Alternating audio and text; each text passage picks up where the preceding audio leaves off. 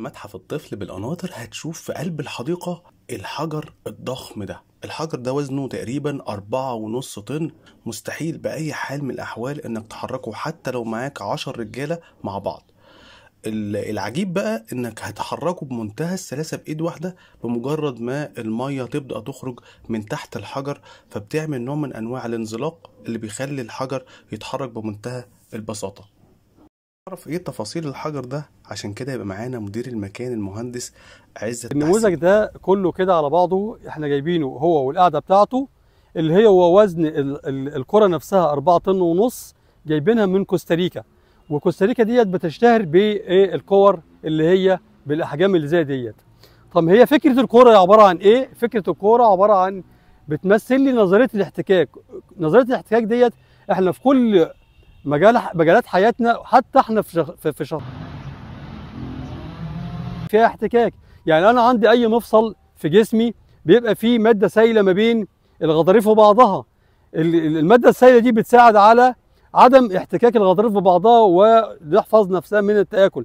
نفس الكلام ده لو عندي عربيه وعندي آلة بيبقى فيه دايما في ماده سائله اللي هي الزيت عشان تفصل ما بين التروس وبعضها او الهات وبعضها. الكوره ديت عباره عن ال4 طن ونص زي ما احنا قلنا. طول ما هي ثابته كده كان مستحيل اي مخلوق او اي عدد من البشر يحركها ويغير مسارها، ولكن احنا بعد ما بنشغل الميه بنلاقي ان نقطه ميه واحده بتحرك الكوره. زي ما حضراتكم دلوقتي شايفين كده ابتدت الكوره تتحرك. تمام، زي ما حضراتكم شايفين. وبيقدر ان ممكن الطفل نفسه يقدر يغير مسار الكرة وهي بتلف. يعني هي كرة بتلف في الاتجاه بتاعي، فانا ببتدي اوقفها تمام واغير مسارها في الاتجاه المعاكس.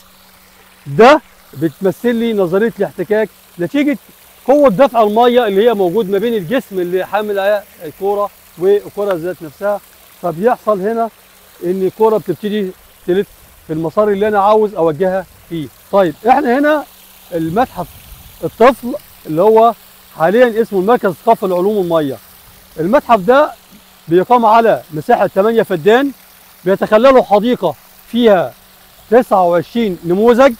تمام، من ضمنهم النموذج اللي احنا واقفين قدام منه ده الكره الجرانيطيه.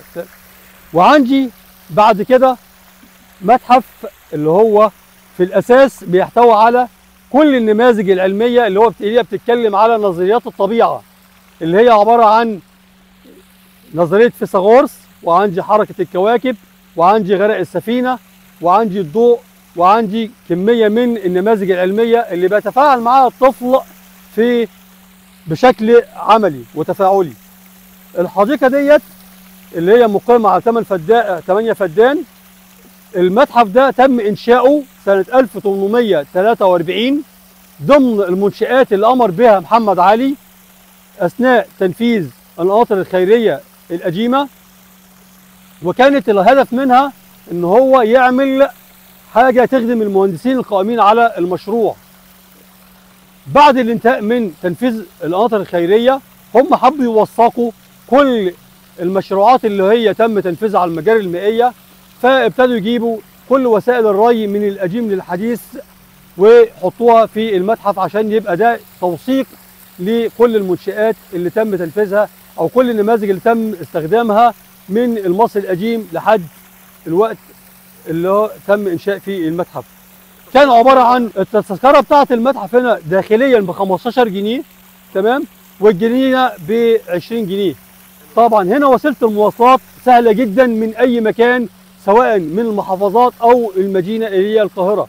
لو انا جاي من المدينه عندي مجموعه ميادين زي الجيزه وزي التحرير وزي العتبه. لو ركبت المترو من اي منطقه من الميادين ديت ونزلت مترو المؤسسه، هنزل هخرج من المترو هلاقي موقف الميكروباص الخاص بالقناطر الخيريه. هركب اي ميكروباص من هناك هاجي القناطر الخيريه، هنزل الميدان بتاع القناطر، ومن الميدان هركب توك توك 3 دقايق بالظبط هكون في الحديقه داخل المتحف. دي وسيله من وسيله المواصلات اما كل اللي بيجي لي من الاقاليم هم عارفين كويس قوي القناطر الخيريه، وهم معتادين على انهم طول حياتهم بيجوا هنا وعارفين الاماكن بيجوا هنا ازاي.